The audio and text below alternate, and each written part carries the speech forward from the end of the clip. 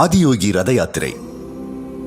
ஆதியோகியை தரிசனம் செய்வதற்காக தினமும் ஆயிரக்கணக்கான மக்கள் கோயம்புத்தூர் வராங்க. ஆனா அந்த ஆதியோகியே அடுத்த 2 மாசம் உங்க ஊருக்கு வரப்போறாரு. நம்ம நாட்டோட முக்கிய பண்டிகையான மகாசிவராத்திரிக்கு மக்களை அழைப்பதற்கும் தமிழக கிராம மக்கள் வயதானவங்க நேர்ல ஆதியோகி தரிசனம் பெற முடியாம இருப்பாங்க. அவங்களுக்கு அவங்க ஊர்லயே ஆதியோகி தரிசனம் பெறுவதற்கு இந்த ரத யாத்திரை ஒரு வாய்ப்பா இருக்கு. இந்த ரத யாத்திரையை தென்கைலாய பக்தி பேரவையோட சேர்ந்து பேரூர் ஆதீனம், சிறுவை ஆதீனம், தர்ம ஆதீனம், தொண்டை மண்டலம் உள்ளிட்ட பாரம்பரிய ஆதீனங்கள் இணைந்து நடத்துறாங்க. இந்த வருடம் கூடுதல் சிறப்பாக 250க்கும் மேற்பட்ட பாடல் பெற்ற திருத்தலங்களுக்கு இந்த ஆதியோகி ரத யாத்திரை பயணிக்க உள்ளது. தமிழகத்துல 4 திசைகளிலும் மொத்தம் 4 ரதங்கள் 1000க்கும் மேற்பட்ட கிராமங்கள் வழியா 30,000க்கும் மேற்பட்ட கிலோமீட்டர்கள் பயணிக்க உள்ளது. நீங்களும் உங்க ஊருக்கு ஆதியோகி தரிசனம் செய்யறதுக்கு தயாராயிருங்க. கோவில் போய் சிவ தரிசனம் செய்ய முடியலன்னு யோசிக்க வேண்டாம். சிவனே உங்களுக்கு தரிசனம் தர நேர்ல தேர்ல வராங்க.